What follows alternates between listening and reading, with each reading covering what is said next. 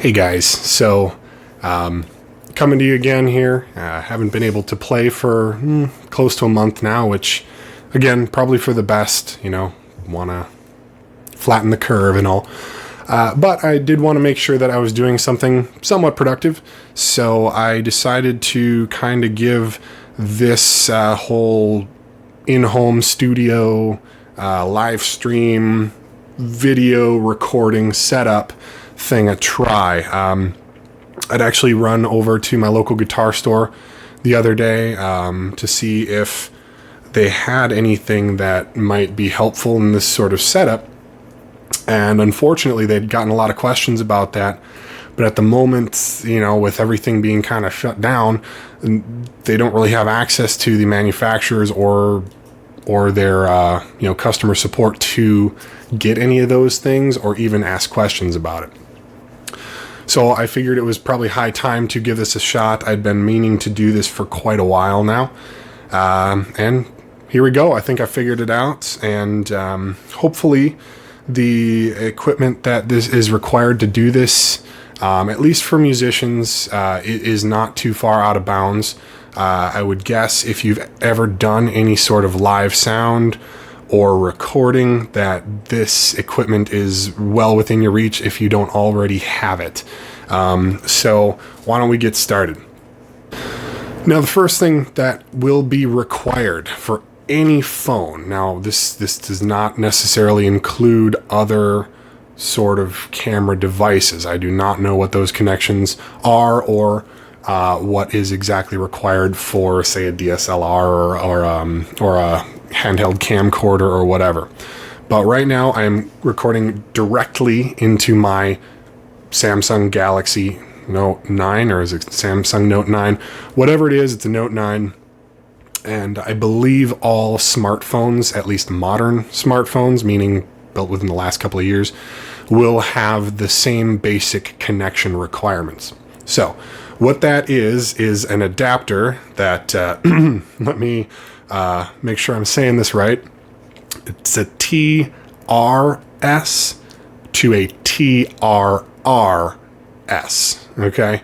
So what that means is this little adapter has a female end that your normal headphone jack, and it should look something like this, where it has tip, ring, sleeve.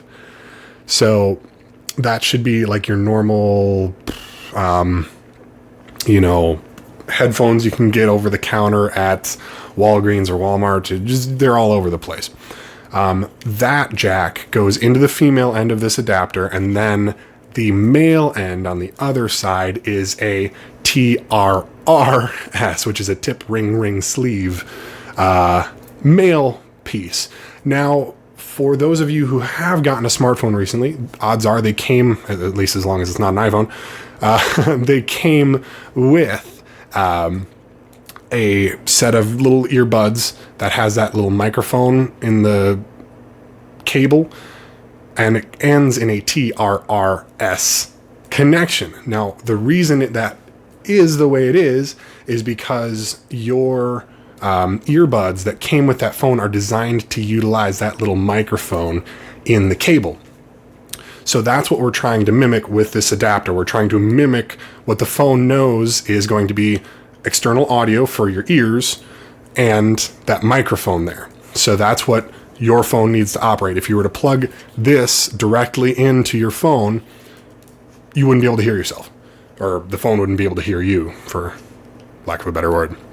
So that is the requirement. That is required for this to work. And if all you want is to be able to hold your phone up and be able to use that microphone in your earbuds, it's all you need. Literally all you need. Just do that and you'll be fine.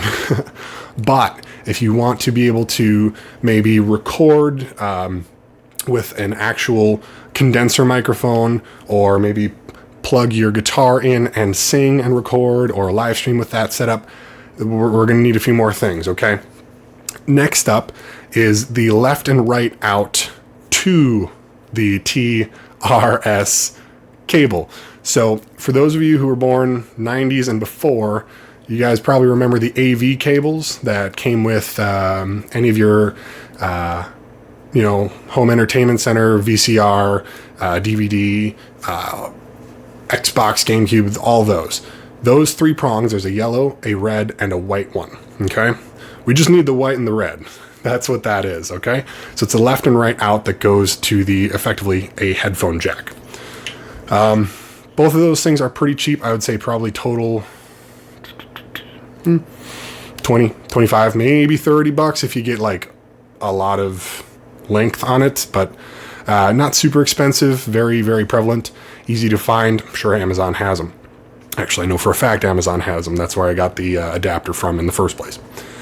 The next thing you're going to need is a mixer. Now, it doesn't really matter what brand or type of mixer it is. Mine happens to be a Xenix 1202FX, which is by Behringer. This one I got used, 50, 75 bucks around there. I think new, they're probably close to 100, maybe a little bit more. As long as it has the tape out, which is the left and right audio, the white and the red outs.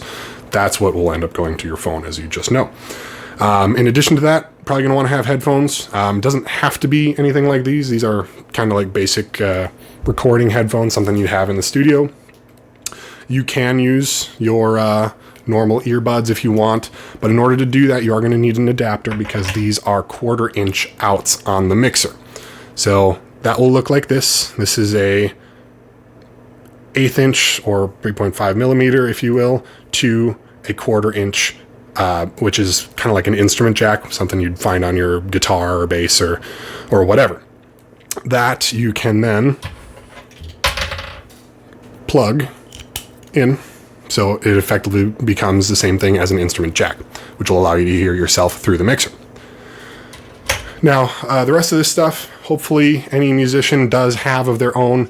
It's an XLR cable to a microphone. It does not have to be a condenser mic like this one. This is an Audio-Technica P48, which is a cardioid condenser mic, which means it does need phantom power.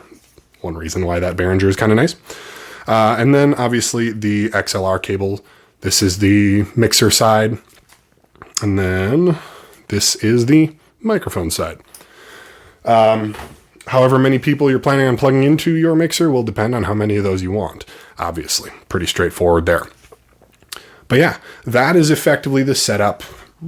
Surprisingly straightforward. I did not realize it was going to be this easy when I started this out a couple of months ago. I was pretty lazy apparently, because this actually came together pretty fast once I had some free time. But yeah, the great thing about this setup is it will work pretty much with any mixer as long as it has that tape out. That's the important part. Otherwise, you're probably going to have to find a different way to get the audio from your mixer to the adapter to your phone. Now, one downside to this particular setup is what I'm listening to in these headphones is not what the phone is hearing exactly. So because it's a phone out on the mixer, it has its own separate volume, the mix won't be different, but the volume that is coming out to my ears is not necessarily what the phone is hearing. My cell phone is hearing. So if there's a situation where for whatever reason I'm too quiet or too loud or it's clipping or something, I might have to start from scratch. Kind of sucks, but again, this is kind of thrown together. So far, it's worked. I've tested it out a few times. I realized I had to pull back a little bit on the volume or even get a little bit farther away from the mic, but it works. For those of you who are maybe doing more, arts and crafts or tinkering, I could see how this might not be the best setup because it does require equipment that is commonly seen in live or sound recording. And if you don't have this might be on the more expensive side than maybe something simpler such as an iRig. I have not used one of those, but I do know people here in the Dubuque area and others, in the YouTube community who have used them to great effect. It is going to be much, much simpler than this, but there is going to be a limit to how many instruments or mics you could potentially put in. Whereas this particular setup is really only limited to the type of mixer you have. And I guess the amount of mics and cables. But all in all, pretty simple setup. And I do hope that this helps anybody who is maybe kind of wanting to do some videos or live stream. The modern cameras on phones are surprisingly robust. I mean, I feel like the picture on this is so good. I don't even know if it would be helpful to get a dedicated camera unless I was doing this for my job, which I'm not. But yeah, I mean, the phone you have in your pocket is going to be probably one of the most powerful devices you have to get started on anything like this. Just kind of comes down to a few little things you might need to get it off the ground.